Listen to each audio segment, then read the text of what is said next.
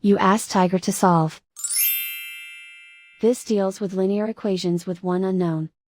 The final result is x equals -9. Let's solve it step by step. Group all constants on the right side of the equation. Add 9 to both sides.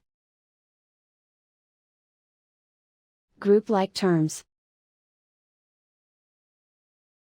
Simplify the arithmetic.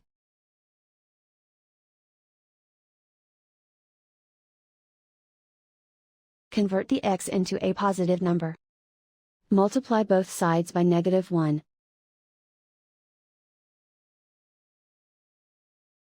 Remove the ones. Simplify the arithmetic. And so the final result is x equals -9.